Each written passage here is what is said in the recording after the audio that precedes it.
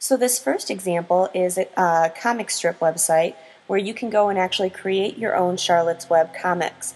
So based on the story, you can either do an extension story on one of the characters or have them retell the story to showcase their knowledge. So this is a great, really kind of fun way for them to express that they have knowledge of the content area. Pause this right now and go ahead and view this website and explore it for a moment. So this next one is a link to educational podcasts, and it's basically innovative Apple educators that have their students put together podcasts much like this one to showcase their knowledge. And so if you visit this website, this goes to the elementary versions, and then in the right-hand side of the website there is a box labeled content, and you can click on the middle school or the high school version to look at those. So try and find one in your content area if you can, and if not, just try and listen to one that you think might be interesting to see the capabilities of these students. So pause the podcast and go ahead and explore those other podcasts. This last example is going to show you actually a contest winner for TeacherTube that these two students showed how football and geometry relate to each other. So it was an interesting application of the things that they had learned in their math class onto their football field.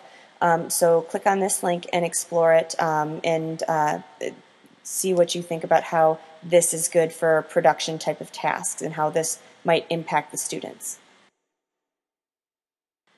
So this was a shorter podcast this week, but it's because I want to give you activity or give you the opportunity and time to really do well on this last part of the pre-lecture activity, because it's going to be something that we're going to follow up with in lecture.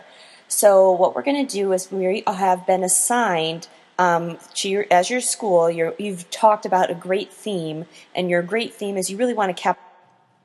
So what your school's decided to do is they've decided to do an entire theme based around winter.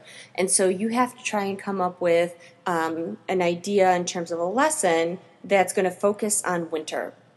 So, for example, with science, you may do it based on how things freeze, right? So when a liquid freezes, what happens to it versus when it heats up and contracting and whatnot. So that might be something that you investigate or that you want your students to investigate. Also looking at in terms of social studies, you can look at how different climates might impact different cultures or different areas of the world, how winter may have impacted for the Revolutionary War with the Valley of the Forge. So these might be different things that you want to investigate, or even like different types of winter celebrations going on.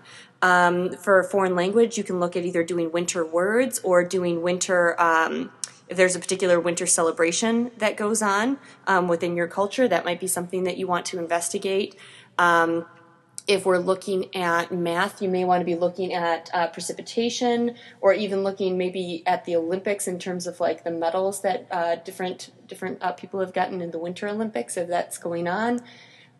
So there are lots of different things that you can investigate here. For art, it may be something like there's what they're doing in Detroit right now. It's called the Ice House, and they're actually freezing a house to showcase the freezing in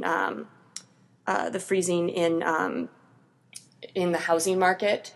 For music, you may want to do Vivaldi's Four Seasons and compare how winter may contrast with another one.